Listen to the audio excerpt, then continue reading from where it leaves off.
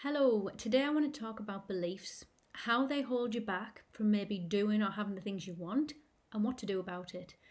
This video is also a way of me holding myself accountable to you by what I'm going to tell you about.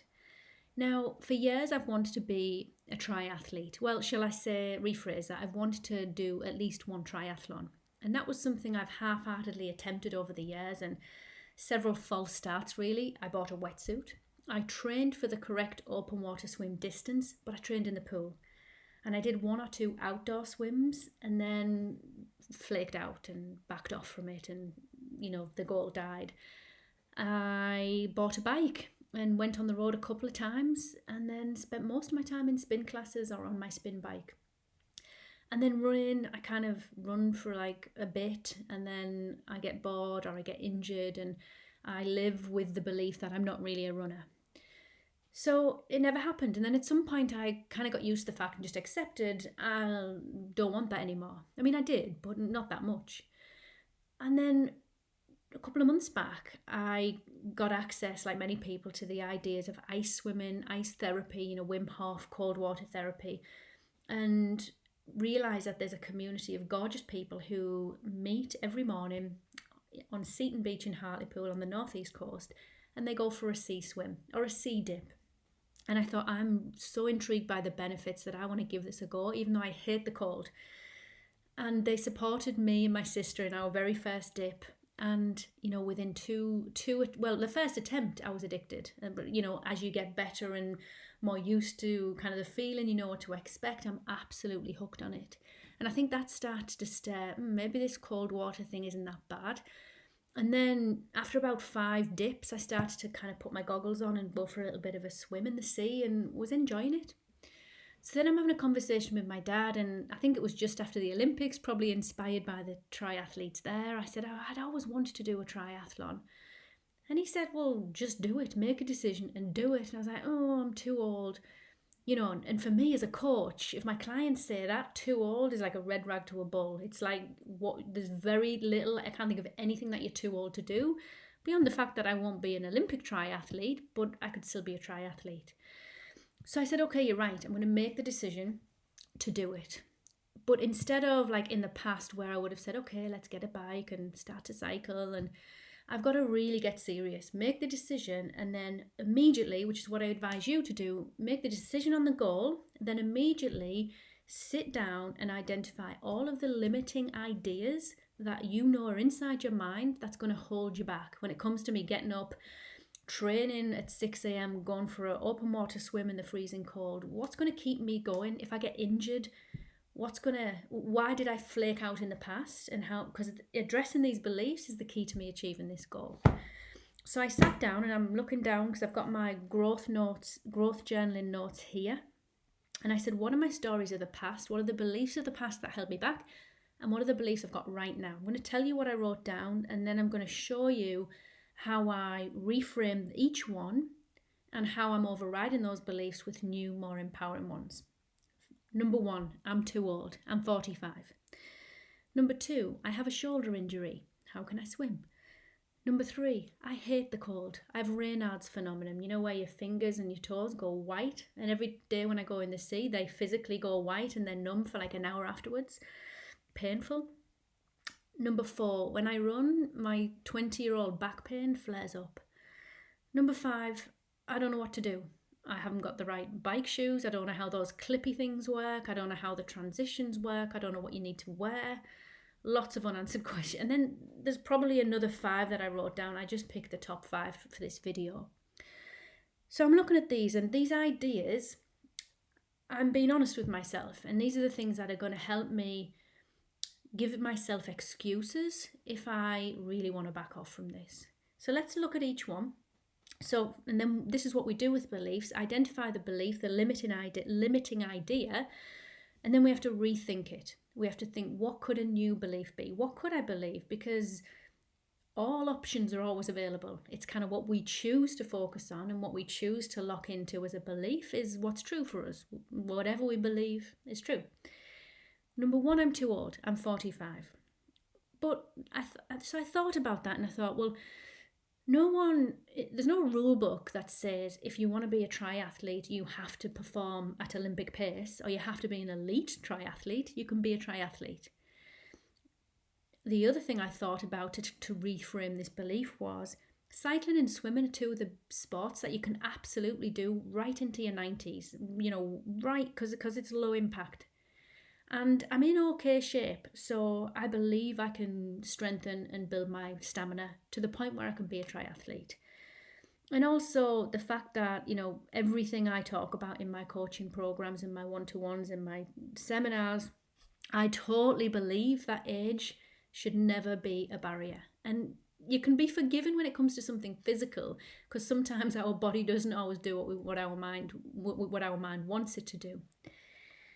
Which leads me to belief number 2. I can't do it because I've got a shoulder injury. This is a real limitation. I've got a real shoulder injury. So I said, well, what's the answer around that?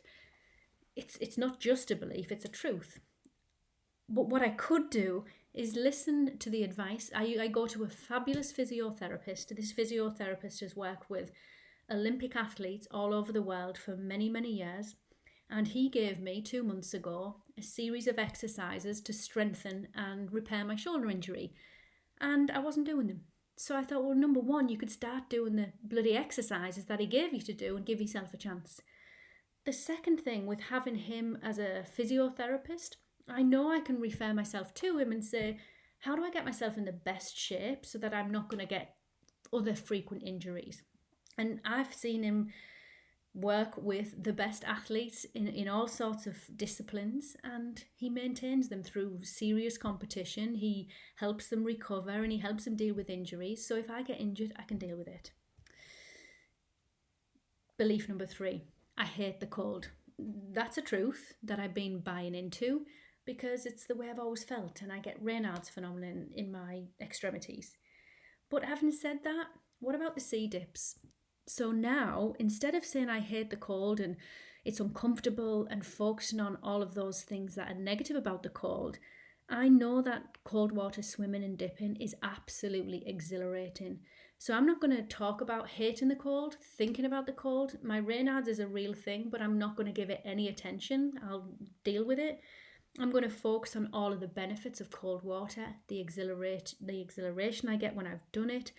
And that's all I'm going to think about. That's the dominant focus. I'm going to drown out anything that's negative around me hating the cold. Even now I shouldn't be saying it, but I'm just telling you the old belief. It's an old belief. Number 4, when I run, my back pain flares up. This has happened all my life. I go to physiotherapy, I get some support, it gets better for a while, and then I go back. And I've known for years that the answer is 10 minutes of yoga every day to make sure that I stay flexible. And I don't know if anyone has seen this, Yoga by Adrienne on YouTube. She's amazing. The guidance she gives, there's 10-minute yoga videos that you can do easily every day, not too strenuous. And in doing that, I know I can run and keep my back pain at bay. I have friends who are runners and they swear by yoga practice to keep them in shape. And that's something I've been promising myself I was going to do for years and never done. Now I've got this goal about being a triathlete. I'm going to do it. I'll stick at it, and I have done ever since I made the decision. Number 5, I don't know what to do. I haven't got a clue about what a triathlon means beyond its 3 sports, and I know what order roughly they go in. But I can and have joined a club. So the Hartlepool Triathlon Club, full of amazing people, ready to help. They've been there before. They can show me what to do. There are brilliant coaches that can help me get fit and get in the best shape of my life and get me ready. And I've been with them for like 3 weeks, and already my level of belief is improving, and the support you get is incredible. So that's a demonstration of looking at your beliefs, isolating them, and just really rethinking them, questioning them, challenging them, and asking, how could I think of this differently? How could I look at this differently? Because we can look at things any way we want, and whatever we focus on is going to be true for us. But do you think that exercise is enough? It's not.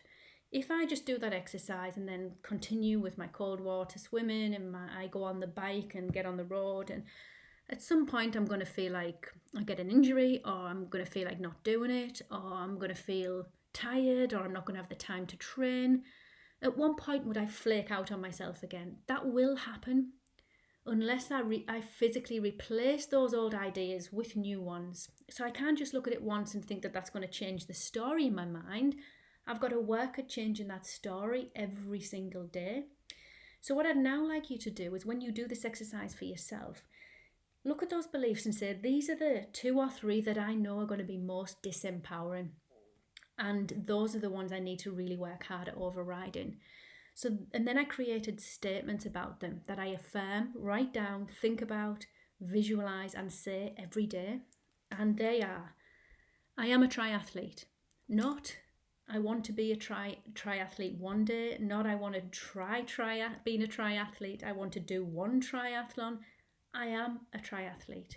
And the ideas that come up when I affirm that, as somebody who is indeed a triathlete, physically fit, able to push themselves, able to not even compete. I nearly said the word compete. I mean, that might be what happens, but ultimately I am a triathlete, and that's the object. The goal is to complete a triathlon or several triathlons. The other affirmation about me being 45 is my body gets fitter and stronger and more flexible every day. My body gets fitter and stronger and more flexible every day. Now, clearly you can't just say that and it'll happen, but what that does is it sends a signal to my mind that I'm the type of person who works out, takes care of her flexibility, does her rehabilitation exercises, works on her conditioning and her stamina. And I'm addicted to the exhilaration of cold water swimming. I'm addicted to the exhilaration of cold water swimming. I'm addicted to the exhilaration of cold water swimming. So on a cold, dark winter's morning when I'm scared, and every day I go in almost every day, and every day I go in with Mark and we say, every day you've kind of got that little challenge of, this is uncomfortable for about 20 seconds, but after that it's incredible. But on that cold, rainy winter morning, what's going to keep us going is that idea that it's pure exhilaration, and all of the health benefits that come with it. So it's a demonstration of beliefs and the fact that if you've got a goal, set the goal, think about the goal, and then immediately identify all of the ideas and stories in your mind that you have to root out sometimes. You might not know they're there. Root them out, write them down, look at them one by one, and say, well, which ones are going to absolutely hold me back from achieving this goal? Because those are the ones I need to change, because I'll go back and I won't achieve the goal. Hopefully that's helpful. Hold me accountable. I'll keep you posted. Take care.